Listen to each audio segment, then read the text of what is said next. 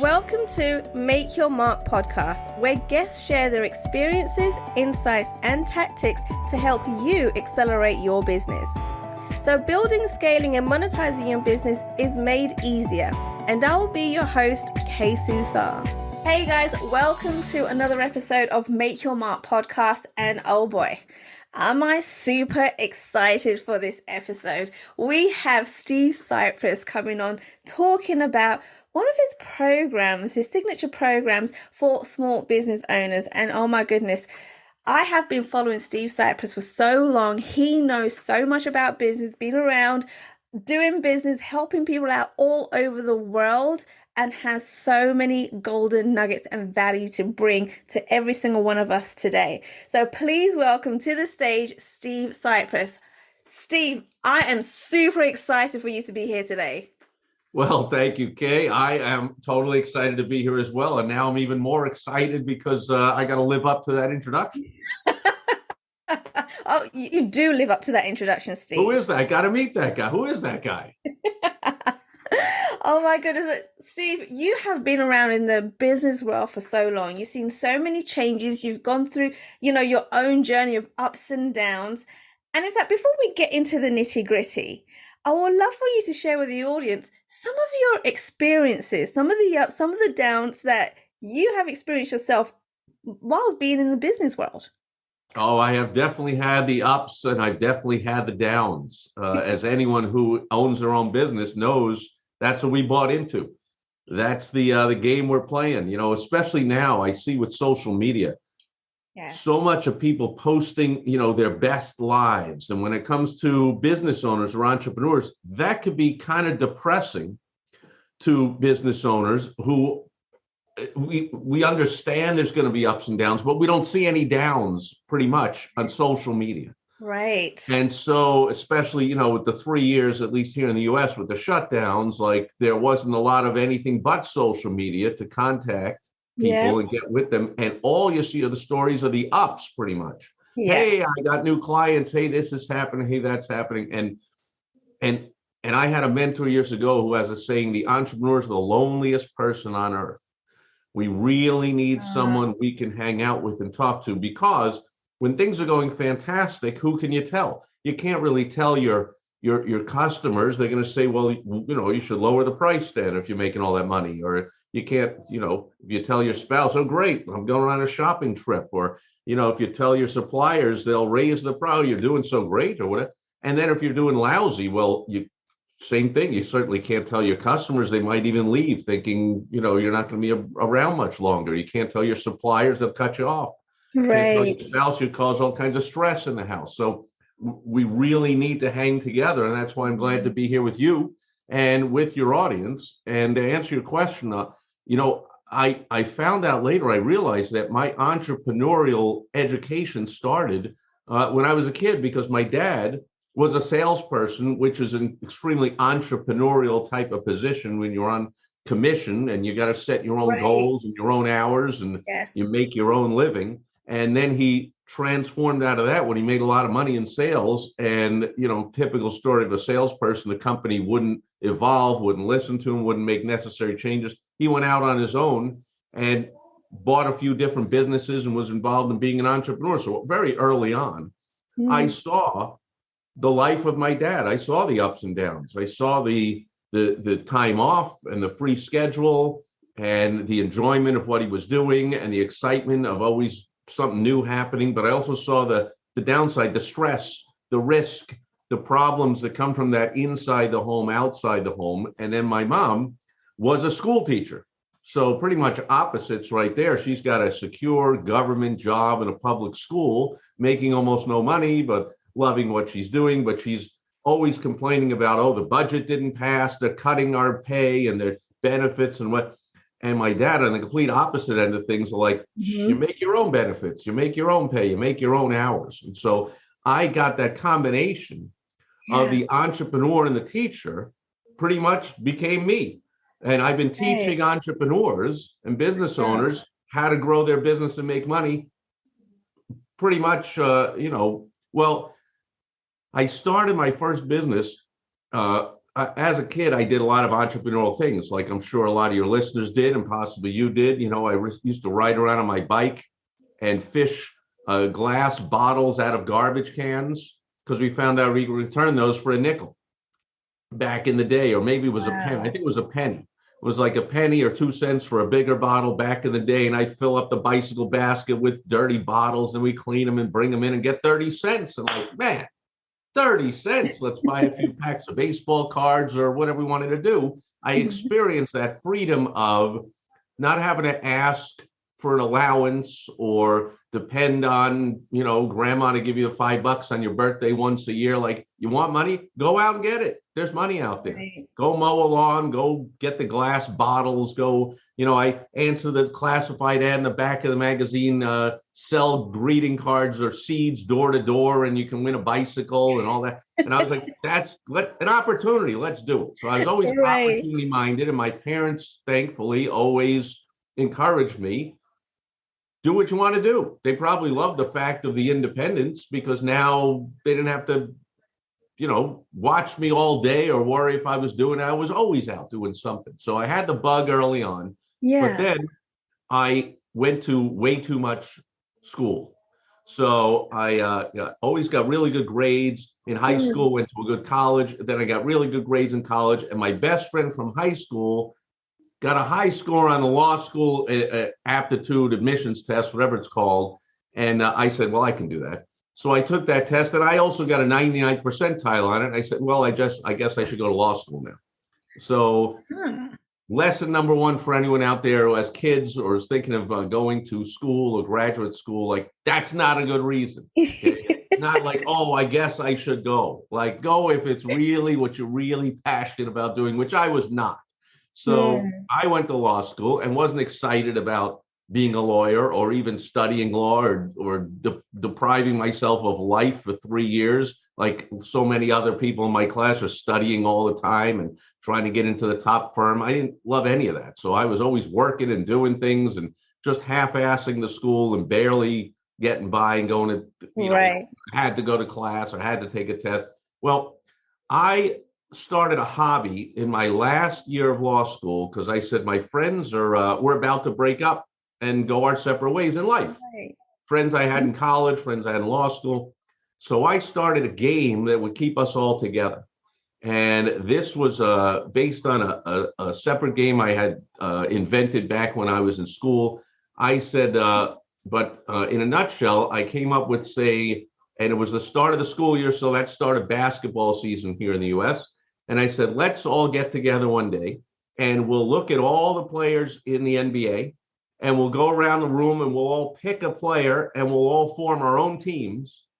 And then we will play against each other with these supposed fake teams of like, I've got a forward from here and a center from here and a guard from over there to give us a reason to watch the games. But then we can call each other and make a trade. And we can call each other and trash talk that my team beat yours. And I'll do a newsletter and I'll keep the stats. And let's do this thing. So I got 7 of my friends and we went and started this thing. Long story short, a few months later, one of the guys in my league came to me with a little ad, classified ad in a little obscure sports magazine and said, there's people doing this game for a living as a business. It's called fantasy sports. And it's a thing. And I was like, what? Never heard of that. Right. But I looked into it and I sent for the brochures of these teams, and he had also. And he said, man, your game is so much better than theirs. Your newsletter is better than theirs. You ought to go for it. And I said, you know what? I'll go for it. And so in my final year of law school, I turned that hobby into a business. And I think now everyone knows what fantasy sports is, fantasy football. But back then, nobody did. So it was a lot of fun being a pioneer in this industry. I found there were other pioneers. We had all kind of invented similar games around the same time. There was no internet back then, so we didn't know what others were doing. And it was so labor intensive that we were keeping all the stats. I was doing them all by hand until I got a friend to program a computer. But I was still making copies of newsletters on copiers, stuffing them in envelopes, putting on the stamp, mailing them out all over the country, all over the world. That's how things work. You waited a few days to get the results and see if your team won and see what your lineup's going to be. And you had to call me up on the phone and say, there's my lineup. And me and my guys, eventually, as I hired a team, put together all the lineups and entered them in the computer. Like this is a crazy kind of thing, but I started that when I was my final year in law school. About 3 years later, I got an offer of a valuation of almost about $3.8 million for the company. So, almost right Wow. away, it was a multi-million-dollar success. I never looked back. I never thought of being a lawyer or working for anybody or, anything like that. I just never even thought about it. I loved this life. I was doing what I loved. Yeah. I turned my hobby into a business. I was making a lot of money.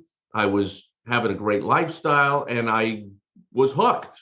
I was an entrepreneur. Absolutely. Oh my God. And do you know what's so funny? That you went to law school, and I studied law as well in university, right? And I absolutely hated it. Like the first 2 to 3 months of it, and it was a 3-year course.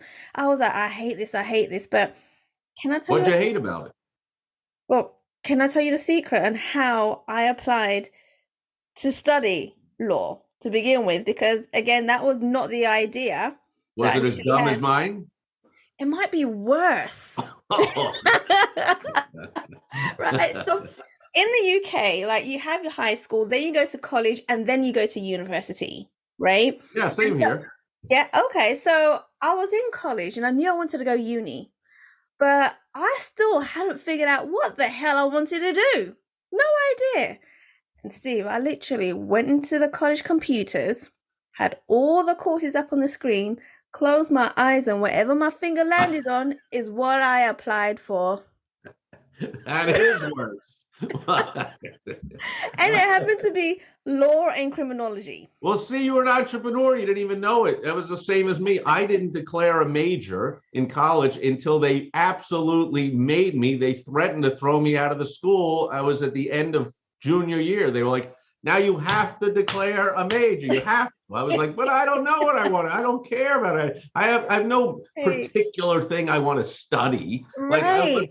what am I even doing? I had bought into the whole nonsense of like, go to school, get good grades, go to advanced school, get a good career, do what I was like, yeah, but I didn't want any of that. I didn't Right. want to do that. So entrepreneur, I think, and maybe from a little bit what I told early on the stories, I think entrepreneurs, we can all relate. We're entrepreneurs. Here in the US, less than 10% of people own their own business. 90% of people work for us.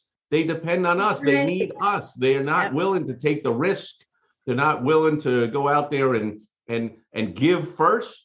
An employee is the opposite. The entrepreneur wakes up every morning and say, what value can I give to the marketplace so I can get money in return? Well, the employee is the complete opposite. If you ever interviewed them, what do they ask? They come in and, hey, do you have any questions? Oh, what questions do they ask? Do they ask, what value can I give that I can grow? No. They go, what's the pay? What's the benefits? What's the time off? How little do I have to do? How little do I have to work? How much can I tell you I really want this job? And then within 1 week, I'm already at the water cooler complaining about you, complaining about the company. I hate my job. I hate my whatever. Like, that's 90% of people.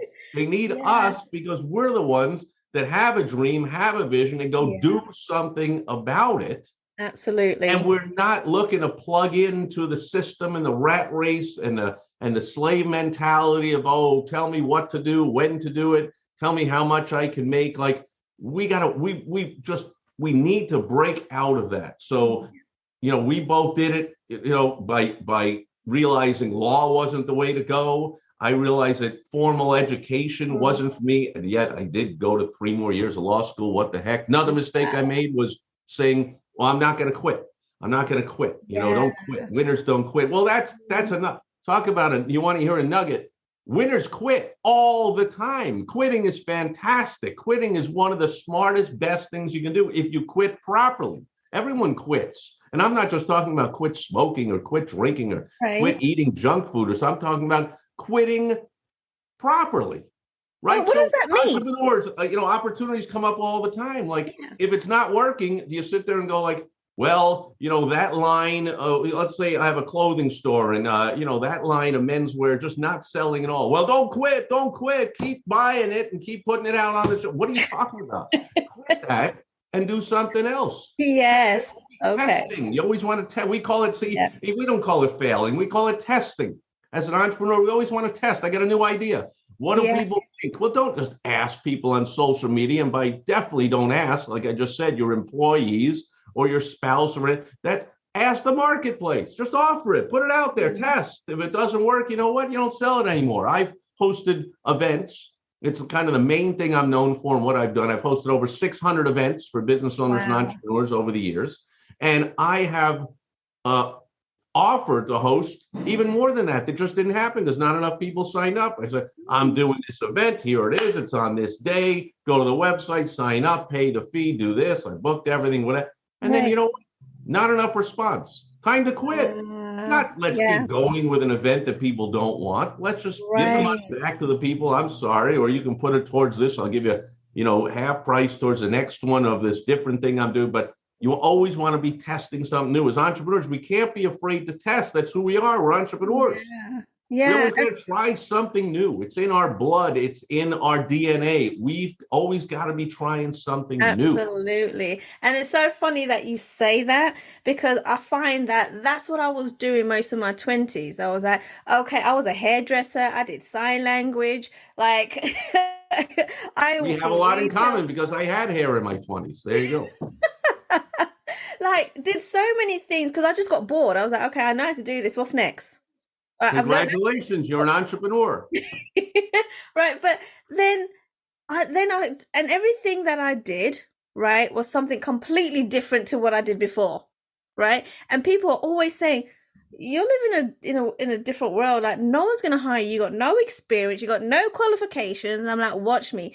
And then eventually, when I decided that I wanted to go down the entrepreneurial route, and I had law and I was a police officer for a little while. Like, I was like, I want to do events, right? I want to do events. And they were like, no, it's not going to happen. I was like, I want to do events and I'm going to be global.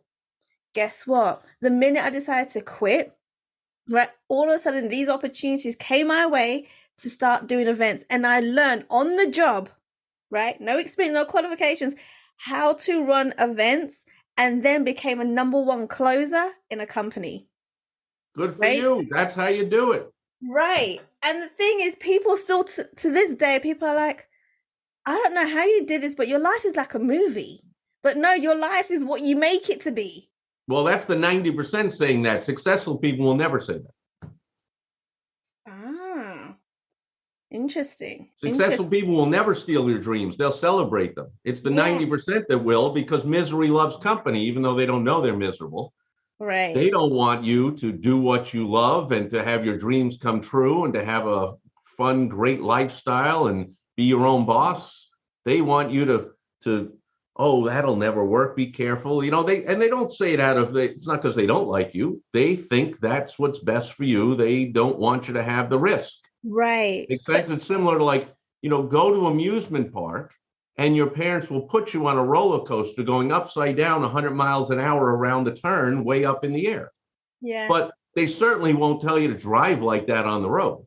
No, right. Makes sense. So they want the excitement and the safety. Well, real life, you don't often get both the excitement and the safety like a roller coaster. Absolutely. We're actually in the car on the road. You know, your listeners, your viewers might not be familiar with the name Ned Hallowell, but they should check him out. He's one of the world's top experts on ADD or ADHD or whatever they want to call it. He calls it the entrepreneur gene. We all have ADD. Yeah. Like you just described, my phone. See, when you have effective advertising and marketing, the phone's always ringing off the hook. I forgot to put it on the pause, on the silent. But Ned Hallowell tells us, celebrate your ADD. But here's the thing. ADD, he says, is like having a super fast Ferrari race car. Right. That's us. We can go 1,000,000 miles an hour, all different projects. You can do all kinds of things. We're full of energy. He says the thing is, we got to learn when to put on the brakes. Yes. Because when that Ferrari goes around a turn, we can't be going 150 miles an hour around the turn. We got to downshift and put on the brakes. But when the entrepreneur can learn another phone going. When you are popular, Steve. When the entrepreneur can learn when to put on the brakes, going around the turns, and you can learn that through years of trial and error on your own. You can have a good mentor or a coach to guide you along the way. Like, I've made every mistake in the world, and I always say the benefit is I can see them coming, and I can help my clients. Hey, it's time to slow down. There's a turn up ahead. I know you're growing like crazy and things are happening here, but I see a couple of holes in the business here. Be Right. careful. There's a pothole coming up. We got to slow it down a little. And the entrepreneur, you, me, all the entrepreneurs, no, I want to do something new. I want to do something exciting. I want to go fast. I want to do lots of different things. 90% of the world won't do that. Right. They'll just say, I'm going to drive in the middle lane, or, oh, my excitement is I get in the left lane and I go a little over the speed limit. But they're not driving a Ferrari No. 150 miles an hour or 200 clicks in London or whatever's going on, and then a turn is coming up on the road. That's our life. That's the life of the entrepreneur. So instead of, say, ADD, which they give, I'm so glad they hadn't diagnosed that when I was a kid, because they would have drugged me up, and Right. I was sent to the principal's office all the time for being a troublemaker because I was so bored in Right. school. I would finish everything early and then, shoot things at somebody or do the whatever.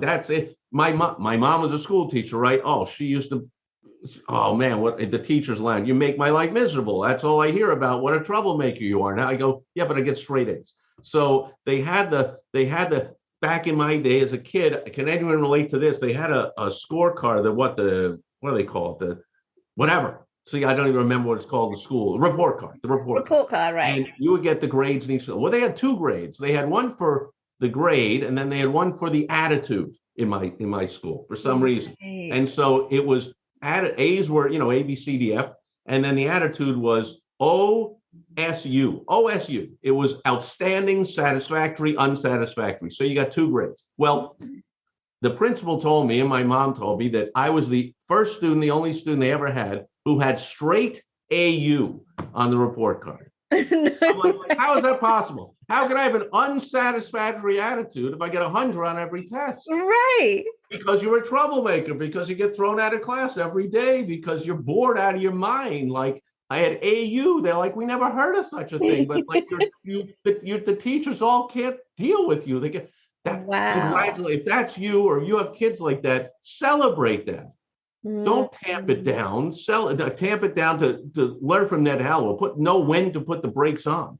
But like, I don't know other than see it in the movies or on TV shows. But the wild horse, you want to break that wild stallion, but you don't want to take the wildness completely out of it, or it's not going to win the race. You just want it to let you sit on it and then go wild running.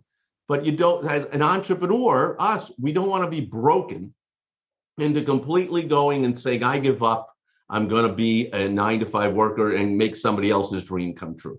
I'm going to let them come in at noon and work 2-3 days a week and make money off of my work. No, I'm not going to do that. So I'm going to not be a completely wild stallion off being craziness that I, destroy my life and too much risk and too much craziness. But I'm also not going to have too much certainty and security that I give up on all that opportunity and all that excitement. That's what being an entrepreneur, a successful entrepreneur, that's what I've learned, is really all about. And I've learned it, like you said, through, that first company, by the way, within 3 years, had an offer of $1.75 million for 45% of the company. That's a $3.88 million valuation. Well, 4 years later, screwed the whole thing up, went to zero, lost everything, became homeless. Like, you want highs, you want lows, and I could go on from there. But high, low, high, low, high, low, we wouldn't trade it for just consistently just above low, being mediocre, being pretty good. We just can't do it.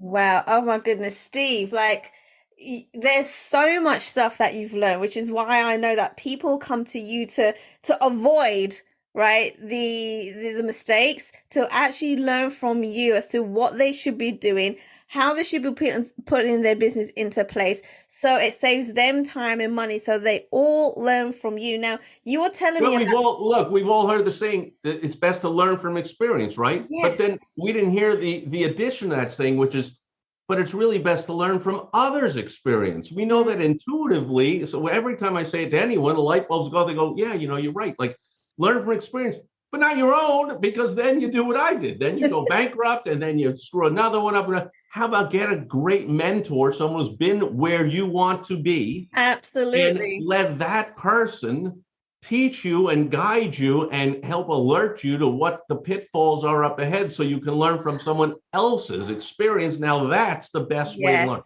Do you know what my secret is? What I do? Yes, I do. So I have so many people around me that said to me, everyone around you is old. Like you don't know anybody your age. I'm like, no, because I get to cheat my way through life, right? Exactly. Exactly. To bring it back to school again, like if the teacher wasn't looking, the way to pass every test is to sit behind the smartest girl in the class and just peek over her shoulder and all the answers. Of course, I got thrown out doing that, Eddie. No, I was letting that's another you. I would get the 100 on the test, but for letting the guy cheat off from behind me, oh, that's a you. You're thrown out. You're unsatisfactory. I'm like, look, real life. Here's a secret. People don't realize it. Real life is an open book test. Yes. So that's one reason that formal schooling is full of crap. And I always say never confuse schooling with education. Right. Because schooling just doesn't get it. This open book, this memorized. That's not, especially now. I mean, everyone's got the whole compendium of the all-time world knowledge in their pocket, in their hand at all times. I'm going to memorize nothing. I got to know what questions to ask. I got to know what information to look for. I got to be able to synthesize facts into something useful. None of that is what they teach you in regular school, which is memorized with the date of this and who did that and who was the third president. Who was the third president? I'm not going on a TV show. I'll tell you who's the third president. Boom, there it is. Like, I don't have to know the formulas or the names of I got to learn how to think and how to apply things. So formal schooling with its closed book test, not the real world. Don't get caught up in that. Don't let your kids get caught up in that and what those grades are. Get involved with them, or get teachers and mentors to get involved with them, just like you want to get mentors for yourself to synthesize things. Ask enough questions to get the general idea of what's going on, and then learn how to synthesize things. Think about a simple game like chess. I mean, it's very simple. There's only, I don't know, 8 or 10 different pieces. They all move one space pretty much, or a different direction. It's pretty simple.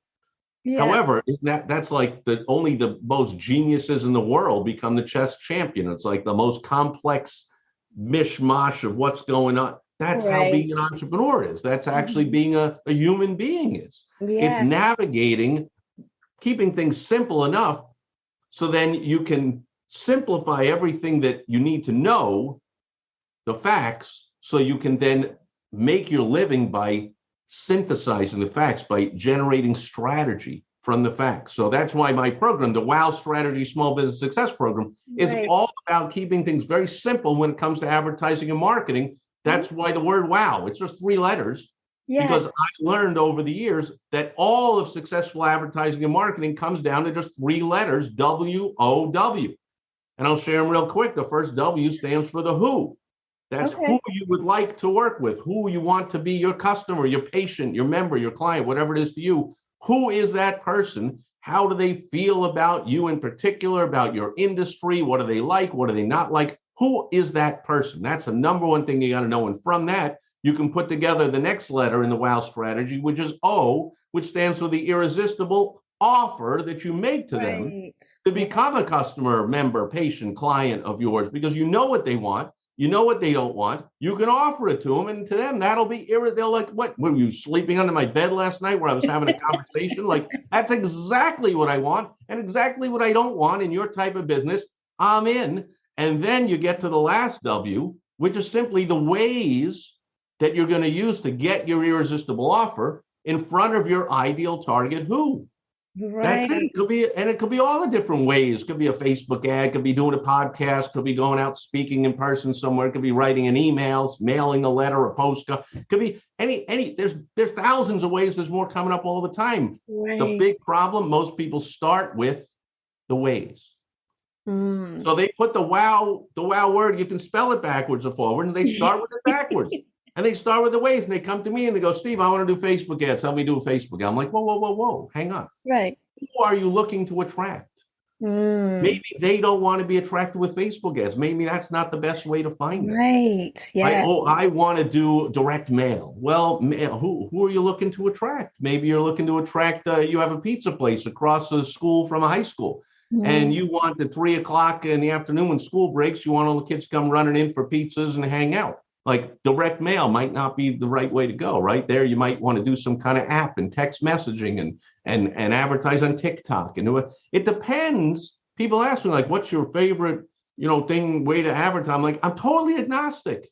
The ways don't depend on me. That's a big mistake entrepreneurs make. We start with the ways. We go, I want to do this. Big mistake. What is your target? Who wants? Yes, absolutely. That's where you start. So that's it. But that's it. See, WOW. So I want everyone out there to examine your advertising and marketing right now. If it's not working spectacularly, awesomely, perfectly the way you want it to be, it's because you are deficient, you are missing in one or two or all three of those areas, and that's it. You get all three of those areas working properly, and you have effective advertising and marketing, and you're off to the races. So over the years, I've been but I bought so many books and courses and programs and events from the gurus. And it's always, I don't blame them because it's their business model, but it's always, now here's my next program on my newest this, and you gotta learn. No, you don't. I was like, no, it can't be. And I just simplified the whole darn thing down to just those three letters. WOW. That's all you got to do. Now, it's simple. It's not incredibly easy. It's like chess. It's simple. Right. Those are the moves. But now you can get as complex and strategic as you want with the WOW strategy. But it's simple. When you see the gurus selling you another program, that's when, and I'll drop my final big nugget on you. That's when I say it's time to get on the right side of the cash register. For anyone out there that is in the buying mode, like I once was, buying another program, buying another course, buying another this, going to another whatever, looking for the next, flip that around, get on that other side of the cash register. It's time to get people to pay you for what you know and how you can help them and what you can do. So you always want to be learning. You never want to completely stop learning and buying. But man, it's time to get on the right side of the cash register. Right now, anyone watching this knows enough about something to have other people pay the money for it. Okay, I guess one more golden nugget saying I'm known for is what you take for granted, others will pay you money for. So just think about something that you love to do, you're great at it. Oh, people won't pay for that. Yes, they will, because other people are smart and they want the shortcut, like we talked about earlier. They don't want to learn it all on their own for years. Right. They want to pay you to learn it that much quicker. Yeah. And the world is going there. As people talk about a 4-day work week, and then it'll go to a 3-day work week, and then the robots are going to take over everything. We'll have to have universal pay. There's going to be less work time and more free time, and more time for people to say, what do I want to do? Do I want to play the piano? Do I want to teach my dog how to sit? Do I want to play a sport? Do I want to play an instrument? Do I want to get better at whatever? They're going to want coaches, mentors. The world is your oyster. Whatever you know, it's time to get on the right side of the cash register and start getting other people to pay you for that knowledge, that experience, that guidance. Then the world is your oyster. You're doing what you love, you're helping a lot of people, and you're making good money. Yeah, absolutely. Oh my goodness. Steve, you have blown my mind away on so many different things. You said so many different tactics, strategies are all freaking amazing. Oh my goodness. Now, I know, Steve, at this point, people are probably thinking, how do I get hold of Steve, right? How can I connect with him? So where can people go to reach out to you to learn more about you or even work with you? Well, they can search for me on social media. Since I have a strange spelling my name, if you see it on the screen, that's my name on Facebook, on Twitter, on LinkedIn, on YouTube. I even have an Instagram account that I've never done anything with, or a Pinterest or something. Like, you can find me on any social media platform. You can go to stevesipress.com. You can email me at steve@stevesipress.com. And if you want to get on my calendar and have a quick talk, I almost undoubtedly won't sell you anything because I take on very few clients at this point in my career, but you can go to helpfromsteve.com and we do a quick 15-minute phone call, and at least I point you in the right direction. So those are a bunch of different ways to get a hold of me if you want. Oh my goodness, that is awesome. And guys, all the links that Steve has mentioned will be in the show notes. Go ahead, reach out to him, go and find out what else he's doing, how he's helped so many other people. Like, I encourage you to have a conversation with Steve because he can help you with your business. Steve, do you have any last words for our audience today? Yes. If you're an entrepreneur, I love you. I love entrepreneurs. We need more entrepreneurs. I love what you're doing. I love the passion you have. I don't want you to lose that. I don't want you to get depressed and take too much risk that you blow a tire and blow yourself out on the road.